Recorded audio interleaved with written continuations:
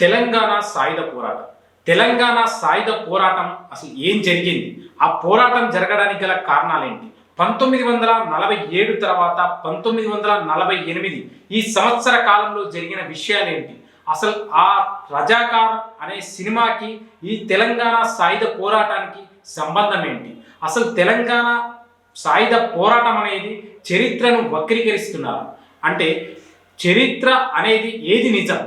నేడున్న యువత గతంలో ఉన్న తెలుసుకున్నటువంటి విషయాలు ఏవైతే ఉన్నాయో రాసిన ఉన్న వక్రీకరించిన చరిత్రనే చరిత్ర అనుకుంటున్నారా అనేటువంటి విషయాలని, అసలు అది కాదు చరిత్ర, అసలు నిజమేంటి అనేది తెలుసుకునే ప్రయత్నం, తెలంగాణ సాయుధ పోరాటంలో జరిగిన విషయాలని, ముఖ్యమైన ఘటనల్ని, సంఘటనల్ని, అసలు జరిగినటువంటి స్వాతంత్ర అనంతరం, స్వాతంత్రం తర్వాత తెలంగాణ సాయుధ పోరాటం జరగడానికి గల కారణం ఏంటి అనేటువంటి ముఖ్యమైన విషయాలను తెలుసుకోవడం కోసం మనం E69 న్యూస్గా మనతో పాటు వీరయ్య గారు ఉన్నారు. వారిని అడిగి ఎపిసోడ్ల రూపకంగా, అంటే కొన్ని సంఘటనల్ని వివరంగా, విపులీకరంగా, పూర్తిగా చరిత్రను తెలుసుకునేటువంటి, నిజమైన చరిత్రను తెలుసుకునేటువంటి ప్రయత్నం చేస్తారు. సెప్టెంబర్ 17 పెద్ద చర్చనీయాంశంగా మారింది. సెప్టెంబర్ 17 నిన్న పుట్టింది కాదు, కేంద్రంలో మోడీ గవర్నమెంట్ వచ్చిన తర్వాత వచ్చింది కాదు. 1948 సెప్టెంబర్ 17 గురించి ఈ చర్చ 1948, 49, 50 ఆ ప్రాంతాల్లో పెద్దగా లేదు. కానీ ఆ చర్చ అంతా ఇప్పుడు పెరుగుతుంది. అప్పుడు చర్చే లేని విషయం 7 దశాబ్దాల తర్వాత, 7.5 దశాబ్దాల తర్వాత ఇప్పుడు కొత్తగా ఎందుకు మొదలైంది? ఇది ఇప్పుడు అందరం ఆలోచించాల్సిన విషయం. అంటే ఒక మాటలో చెప్పాలంటే 1948 సెప్టెంబర్ 17న ఏం జరిగింది అనేది ఆ రోజున్న ప్రజలకు తెలిసిన విషయం. అందుకే వాళ్ళకది సందేహము లేదు, అదొక చర్చనీయాంశము కాదు. అదొక ఇష్యూగా ఈ రూపంలో చర్చకు వస్తుందని అప్పట్లో ఎవరు కలగనలేదు కూడా. మరి ఇప్పుడెందుకు చర్చ అవుతోంది? తర్వాత 2 తరాలు గడిచినాయి.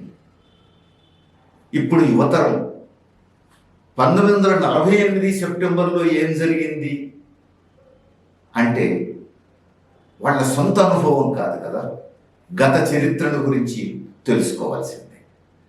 గత చరిత్రను గురించి తెలుసుకోవాల్సి వచ్చినప్పుడు ఉన్న సాహిత్యాన్ని చదివి తెలుసుకోవడం తప్ప మరో మార్గం లేదు. ఎందుకంటే ఆనాటికి బతికున్న వాళ్ళు ఇప్పుడు బతికున్న వాళ్ళు దాదాపు లేరు. అంటే స్వయంగా సెప్టెంబర్ 17, 1948లో ఏం జరిగిందో మేము చూసిన బిడ్డ ఇట్లయింది అట్లయింది అని చెప్పడానికి తాతలు, తండ్రులు, ముత్తాతలు ఎవరు బతికి లేరు. కాబట్టి ప్రత్యక్ష సాక్షులు లేనటువంటి సందర్భం. మిగిలింది చరిత్ర, దానికి సంబంధించిన సాహిత్యం. ఆ చరిత్ర పాలకులు శాస్త్రీయంగా సరైన చరిత్రను సరిగ్గా రికార్డు చేసి కొత్త తరాల ముందు ఉంచితే అది బాధ్యతాయుతంగా చేసినట్టు అవుతుంది. యువతరం మన గతాన్ని గురించి సరిగ్గా అర్థం చేసుకోవడానికి అది తోడ్పడుతుంది. మనకు నచ్చిందా నచ్చందా అది పక్కన పెడితే గతం అనేది ఒకటే ఉంటుంది. అది జరిగింది, ఫలానా తేదీన ఫలానా విషయం జరిగింది. ఆ జరిగిన విషయం ఏమిటి, దాంతో నాకు ఏకాభిప్రాయం ఉండొచ్చు, నచ్చొచ్చు, నచ్చకపోవచ్చు, అట్లా కాకుండా ఇట్లా జరిగితే బాగుండు అనిపించవచ్చు. కానీ ఇప్పుడు నాకు కలిగే అభిప్రాయాలను బట్టి 1948 సెప్టెంబర్ 17 మారదు కదా, అది జరగాల్సింది ఏదో జరిగింది. కాబట్టి ఈ రోజు ఉన్నటువంటి రకరకాల రాజకీయ భేదాభిప్రాయాలతో సంబంధం లేకుండా చరిత్రను చరిత్రగా చూడాలి. ఇది ఏ మనిషి అయినా చేయవలసిన పని. ఇది చరిత్రను శాస్త్రీయంగా చూసేటువంటి దృక్పథం. ఆ రోజు ఏం జరిగింది ఉన్నది ఉన్నట్టు చెప్పుకోవడం అనేది నిజాయితీ. ఆ పని సహజంగా పాలకులు చేయాలి. పాలకులు వాస్తవ చరిత్రను కొత్త తరానికి అందించడంలో విఫలమైతే ఎవరు వాస్తవ చరిత్రను ప్రజల ముందు ఉంచాలి అనే ప్రశ్న ముందుకు వస్తుంది. సహజంగానే ఆ రోజుకున్న ప్రత్యేకత రీత్యా ఆనాడు కీలక పాత్ర పోషించినటువంటి రాజకీయ చరిత్ర ఉన్నటువంటి సంస్థలకు ఆ బాధ్యత ఉంటుంది. ఎందుకంటే ఆ రోజు జరిగిన ఘటనలతో సంబంధం, రాజకీయ సంబంధం ఉండేది ఆ రాజకీయాలను కొనసాగిస్తున్నటువంటి వారసులకే. ఆనాటి ఘటనకు నిజమైన వారసులకే ఆ హక్కు ఉంటుంది, ఆ సాధికారత ఉంటుంది, వాస్తవాన్ని చెప్పగలిగేటువంటి అవకాశము ఉంటుంది. అలా కాకుండా ఆ చరిత్రతో అణువంత సంబంధం లేని వాళ్ళు చరిత్రను వక్రీకరించి తెమ్మిని బమ్మిని చేసి ఉన్నది లేనట్టుగా లేనిది ఉన్నట్టుగా తప్పుడు చరిత్రను సృష్టించి తప్పుడు సాహిత్యం సృష్టించి కొత్త తరాలను నమ్మించే ప్రయత్నం చేస్తే అది భవిష్యత్తు భారతదేశానికి నష్టం చేస్తుంది, హాని చేస్తుంది. మరి ఇట్లా ఎవరు చేస్తారు? స్వార్థ ప్రయోజనాలు ఉన్నవాళ్ళు తప్ప ఇంకెవరు అలాంటి పని చేయరు. ఇప్పుడు వీటి ఫలితమే సెప్టెంబర్ 17 వివాదాస్పదమైంది. ఉన్నది ఉన్నట్టుగా చరిత్రను చరిత్రగా చెబితే అది వివాదాస్పదం కావాల్సిన అవసరం లేదు. దాన్ని విశ్లేషించుకునే వాళ్ళు ఎవరి విశ్లేషణ వాళ్ళు చేసుకుంటారు, అది వేరే విషయం. కానీ చరిత్రను వక్రీకరిస్తే సహజంగా అది వివాదాస్పదం అవుతుంది. ఇప్పుడు అది వివాదాస్పదమైంది. ఎందుకు వివాదాస్పదమైంది? ఎవరు వక్రీకరిస్తున్న వాళ్ళు?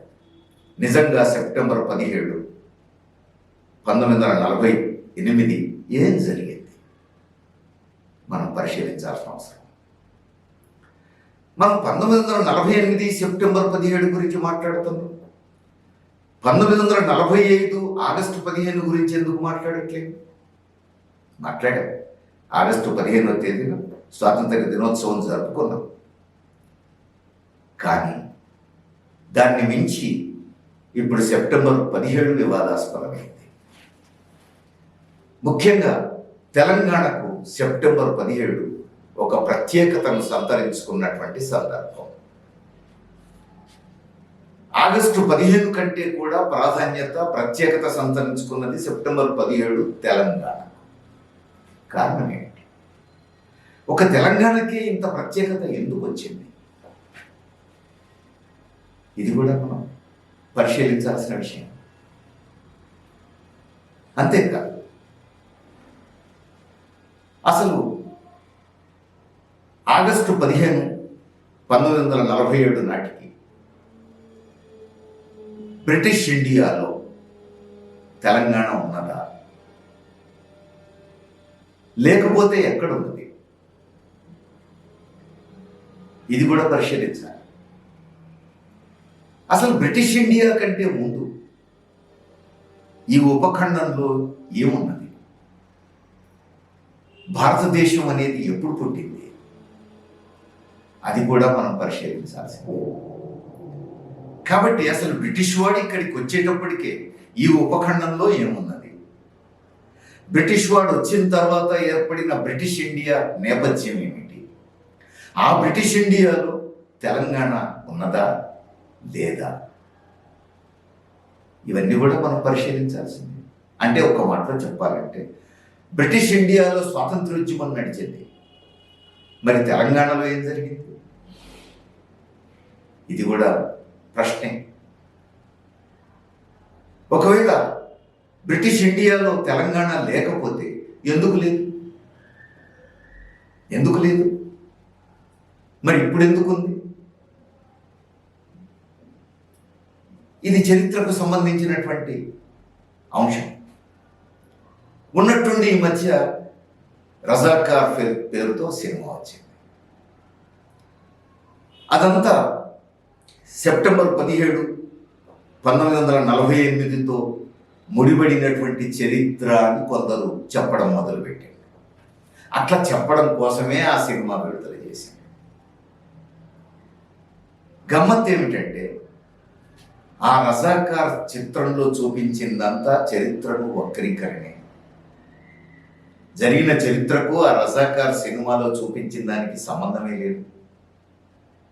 ఆ చరిత్రలో ఉన్న కొన్ని పేర్లు వాడుకున్నారు, కానీ చూపించిన సినిమా మాత్రం స్వార్థ రాజకీయ ప్రయోజనాలతో వక్రీకరించినటువంటి భాగమే. అయితే ఆ సినిమాకు చారిత్రక చిత్రం పేరుతో గద్దర్ అవార్డు ఇచ్చింది రాష్ట్ర కాంగ్రెస్ ప్రభుత్వం. ఇది ఎట్లా సాధ్యమైంది? చరిత్రను వక్రీకరిస్తూ రజాకార్ సినిమాను విడుదల చేసిన వాళ్ళ రాజకీయ నేపథ్యం ఏమిటి? ఆ వక్రీకరించబడిన సినిమాకు చారిత్రక సినిమా పేరుతో, పైగా గద్దర్ పేరుతో ఉన్న అవార్డు ఇవ్వడం ఏమిటి? ఇది గద్దర్ను సన్మానించడమా, గౌరవించడమా, అవమానించడమా? ఇది కూడా మనం పరిశీలించాల్సింది. ఇంతకు సెప్టెంబర్ 17 ఏం జరిగింది చూద్దాం నెక్స్ట్ ఎపిసోడ్.